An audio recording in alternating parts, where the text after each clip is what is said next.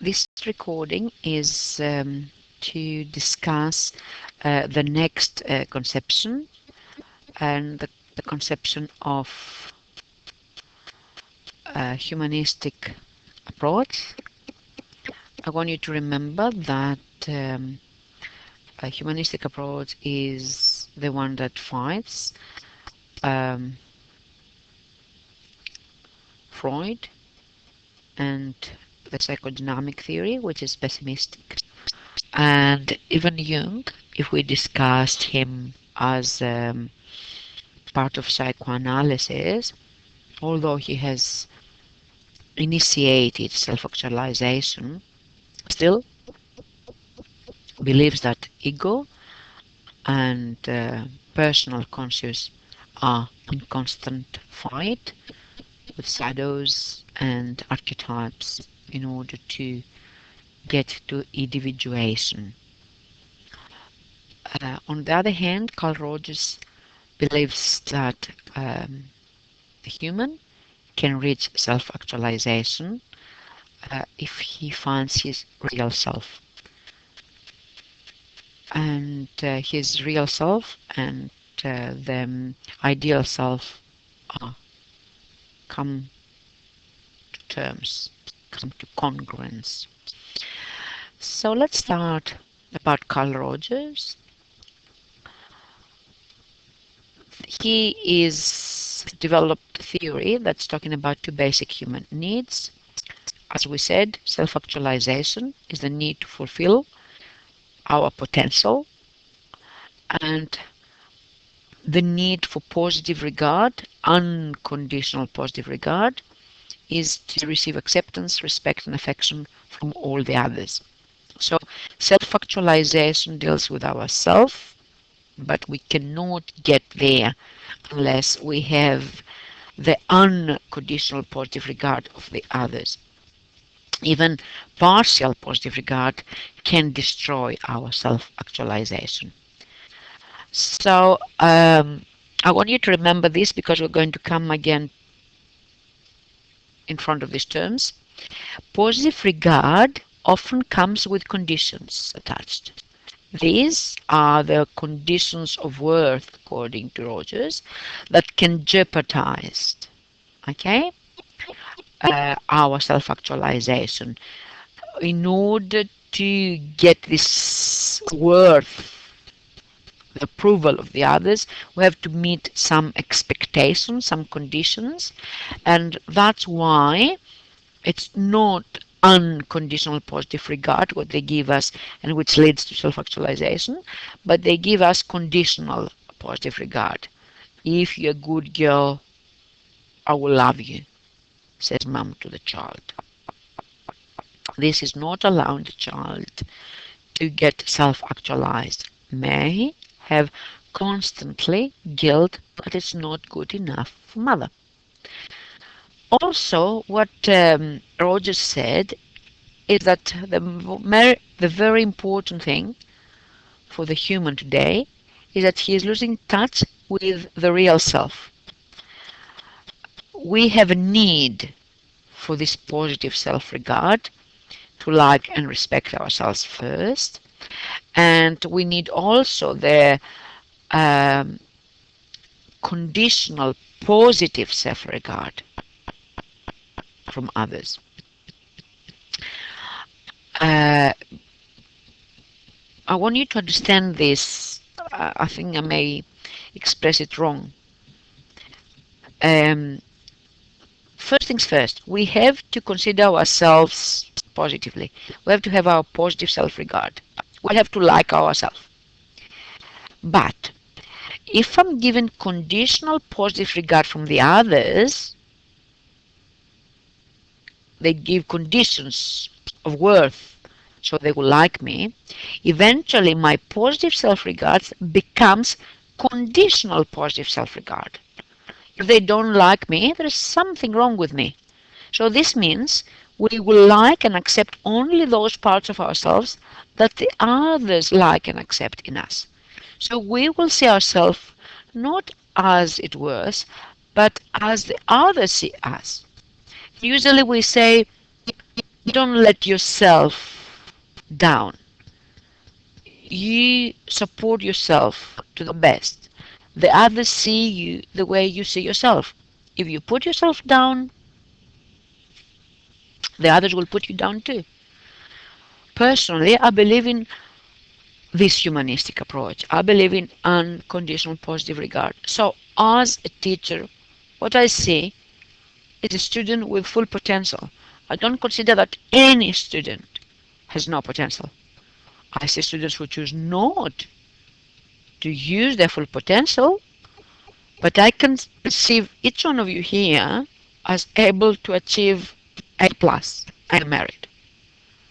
But this has to do the workload you put in there. If you think though that I give you conditions, okay, you will accept what I'm giving you. It's like the self-made prophecy we're calling. You accept what I'm giving you. I'm telling you that you're a B, a C, a D, an E student. Who said that? Who can tell you that you're a D? D for damn good? Yes. Or F for fantastic? Yes. This is the unconditional positive regard. You have to understand that you have to see yourself as the best. And this is what really Rogers has started. So the self-concept pulls away from the real self. Sometimes, if we listen to the others, we get false picture of who we really are because we see ourselves under the lens of the others. Others don't know us. It's only us who know ourselves. And this mismatch of what we really are and how the others see us, and therefore how we let them transform our lens, it's called incongruence. It's like me being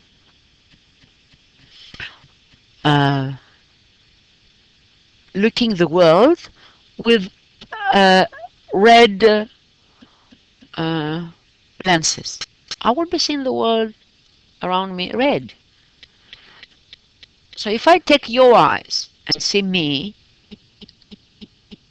I'll see me as you. But you have your perspective, you have your ideas, you have your perception and concept in life. You're not me. You don't know who I am. So I can't see myself as you. I can't see myself the way you see me because you don't know me. This is the point. And this is the basic human problem. The two needs who are often in conflict. We have to satisfy one, but we may give up the other. And this is not okay. Also, he come into terms with a new definition, the effect on personality.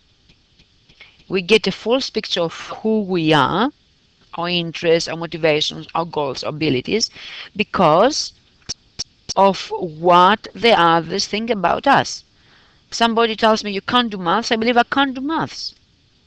Somebody tells me that you are good in cooking, and I believe that I have to be a fantastic chef.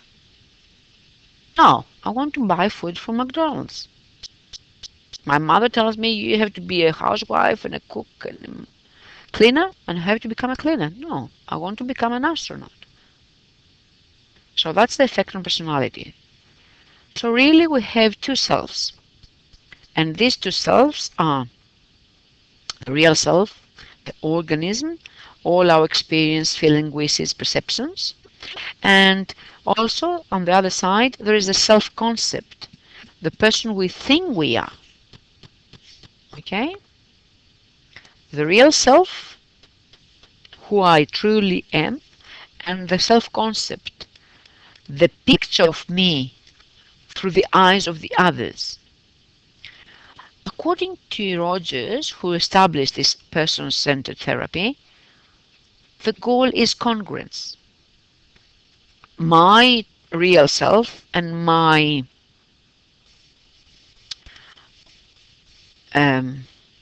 as we said, self-concept, my real self, and my self-concept, they have to come in terms. They have to match.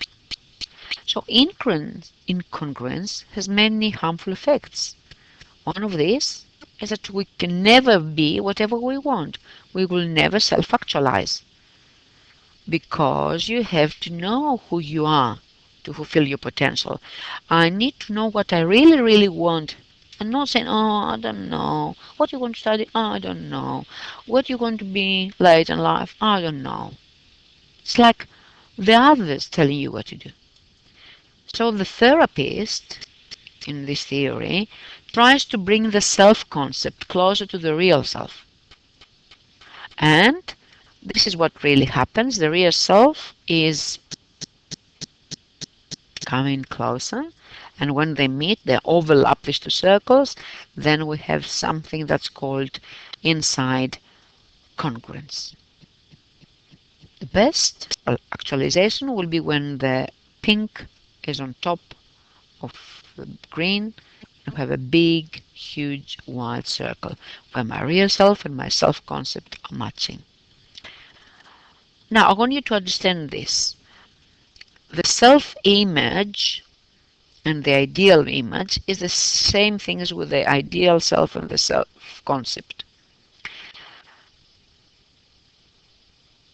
When this is the case, I can't actualize myself. I want to be this, and only this little it matches with my idea or what I think I am. All this is something I'm not I'm not happy with. I'm not happy with my weight. I'm not happy with my job. I'm not happy with my wage. I'm not happy with this. I see myself as fat. I see myself as old. But my ideal self thinks I am happy for what I am. I'm happy for my child. I'm happy for my job. I don't need more money because I have enough. What I need is happiness. So when they stop matter and they go together and they come closer, then we are in terms of ourselves. Again, I'm repeating the two features of his theory. There is no chance to give unconditional positive regard unless the therapist can show similar emotions to the client. He has to feel like the client, to feel for him, not just to be in his shoes. So that's called empathic understanding. It's called verstehen, understanding. And he has to give unconditional positive regard. You don't make comments. You don't say, oh, you couldn't have done this. You say, hmm, I see. No comments, not negative comments. This is the way the current therapy is using. Why is this need? Because the basic need of the human is to self-actualize and to have positive regard. If I give this unconditional positive regard, he will self-actualize. If I give some conditions, the person will find self-discrepancies. He will never be happy about himself. He will never try the best. If the therapist is doing the same, things are even worse. So the therapist has to give the approval and respect. The client can now respect and like himself unconditionally, and this allow himself to get closer to the real self.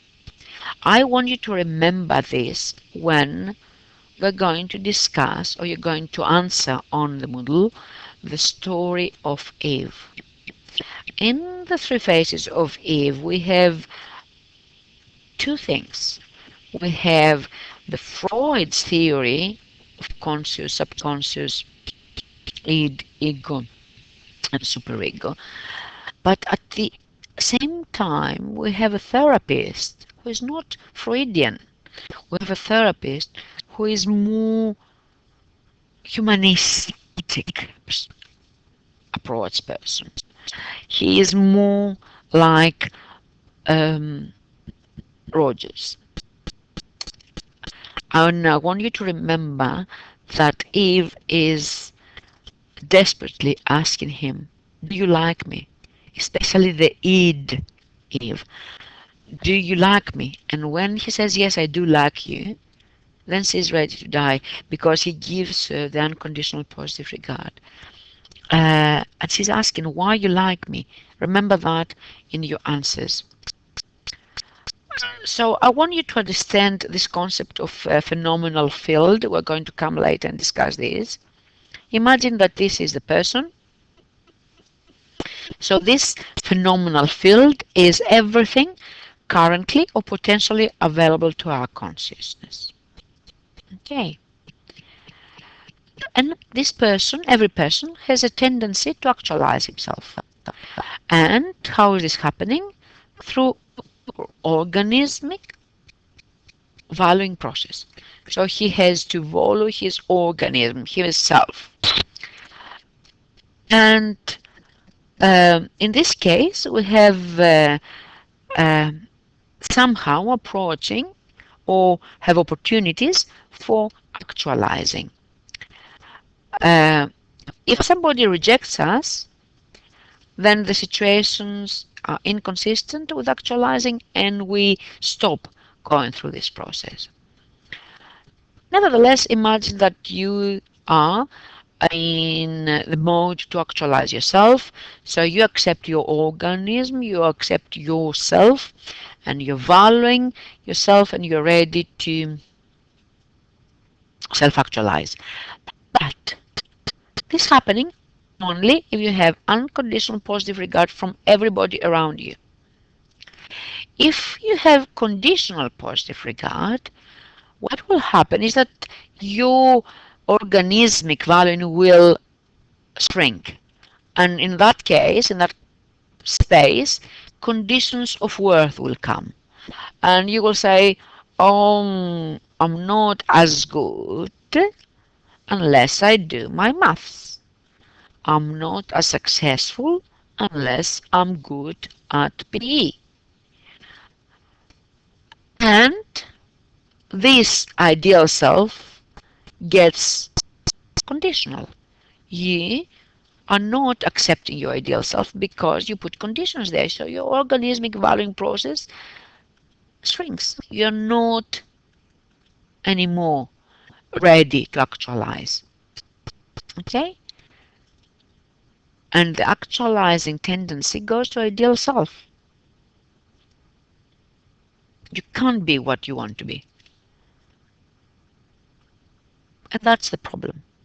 You are really experiencing inconsistency with your ideal self. You experience incongruence. You're not able to actualize. You're missing the other big red arrow that brings up the actualization through organismic valuing. You don't value yourself. This is out of the question. This is incongruence. And what happens in this case? You need to go to the therapy. What happens in therapeutic change? The client and the therapist must be each other's phenomenal field. Each one has to respect the other. And the therapist must try to empathically understand the client, and the therapist must provide this unconditional positive regard, and the client needs to be aware that he is given this positive regard. So he's not hiding stuff. If he is scared that things he will say will be revealed or will be judged, he will never tell them. Let's discuss these therapeutic changes. Now the person is having the positive regard, unconditional positive regard, expresses the feelings freely, describes them accurately, detects incongruence between self and experiences, and comes into terms and recognizes things. Oh, now I get it. Now I know why this happens. And he understands this incongruence without distortion through the eyes of the others, because he sees first time himself clearly.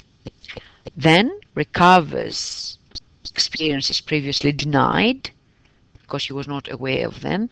He sees himself through a different eye now and reorganizes the concept of self. So now he can include denied experiences and therefore sees himself through a congruent experience. And now he is the center, he's the locus of the evaluation control, not the others. He doesn't care what the others are going to say about him.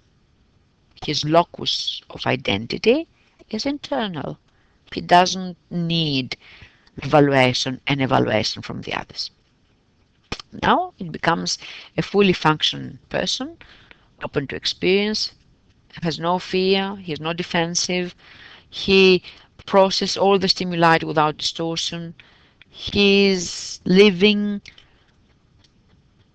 he is organismic and trusting, and his senses and he's experiencing freedom.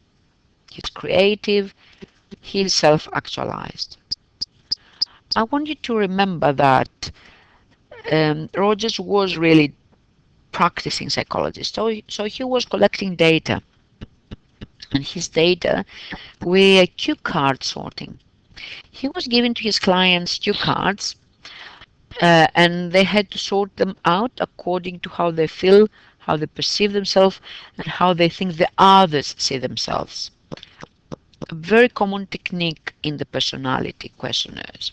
We're going to see them.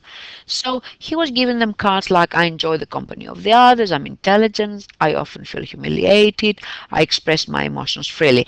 So he was cross-checking something good, something bad, something neutral, and he asked them to put them as the person sees the self and as person thinks the others see himself or herself.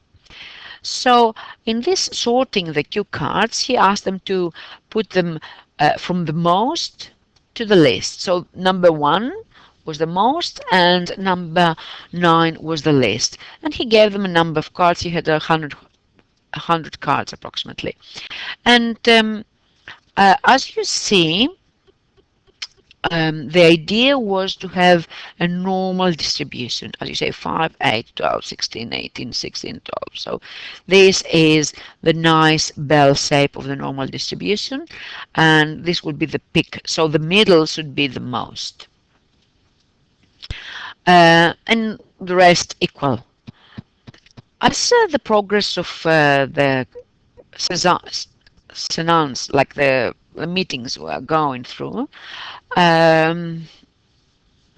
he found that his clients start sorting the self-seen cards in the same way they consider the others as seeing them. So as you see, the bell was normally distributed the same way in both cases, whereas initially it was different. So the self-sort and the ideal sort should be, by the end of the therapy, the same. That meant that the person was seeing the self like it was actually. And that was the end of the therapy for Rogers. Rogers really had some criticism, and one of these is that he completely ignores the role of unconscious. We do believe that unconscious exists. We don't know if this unconscious is as aggressive as Freud believed, but he couldn't explain that. He didn't try to explain that at all. He saw the human nature too moralistic, too simplistic, too good. He couldn't understand why they were bad people. He ignores the importance of sexual and aggressive motives.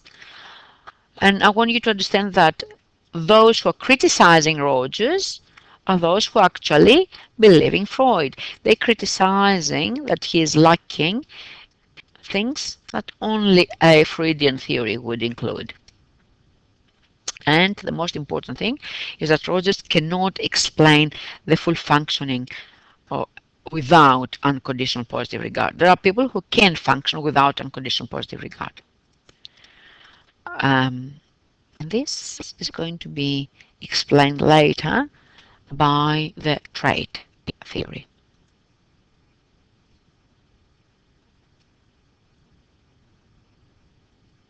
Thank you.